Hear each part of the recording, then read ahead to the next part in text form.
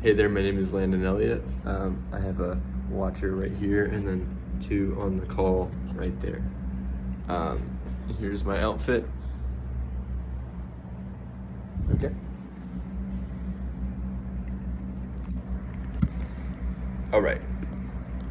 So today I'm going to be talking about a sermon I heard at Fellowship Greenville Church by my pastor Jason Malone on November 2nd when I was home. It's called Waiting for Answers. So have you ever prayed and felt like God just hasn't not heard you or has not responded to your prayers? I think that's something as Christians we face a lot and we go through a lot. But we don't ever realize that waiting is a part of God's plan. So we read in Isaiah 40, verse 31, it says that the Lord will renew the strength of those who wait on him. So God uses waiting to teach dependence on him and on his plan. And stories of Abraham and Joseph show that waiting for God doesn't actually mean that God is denying them of their request. But rather that God will eventually fulfill his promise. So this waiting helps us to become dependent on God and his timing rather than our timing and our plans. And we see that through this waiting, it can be frustrating and difficult, but this is actually where we see our faith grow. So waiting grows our faith and tests the roots of our faith. And we see in James 1, it talks about the testing of faith, and that testing of faith produces perseverance.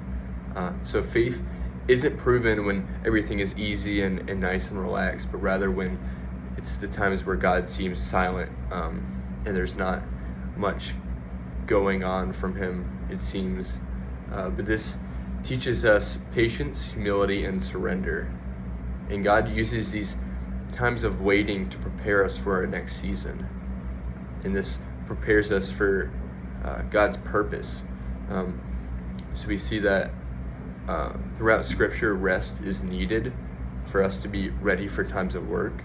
So we can take these times of just waiting and use them for rest and use it to rejuvenize our soul.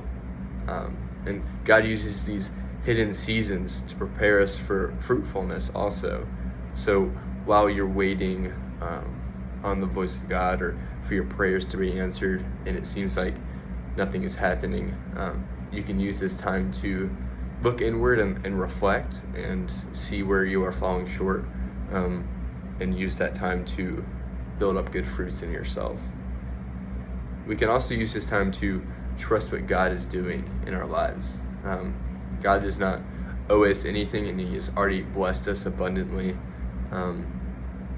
Oftentimes we get impatient because we are waiting for the wrong things also, not things of God or his plan, but often worldly things that are vain and will come and go easily.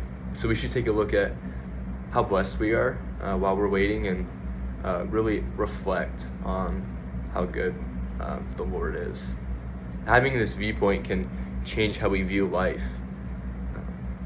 So those are just a couple reasons why I think waiting for the Lord is important.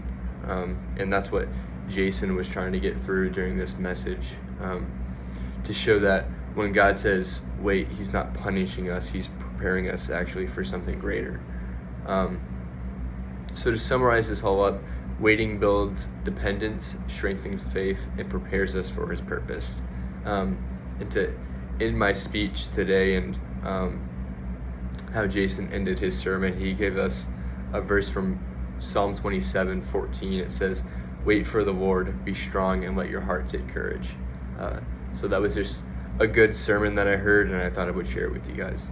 Thank you.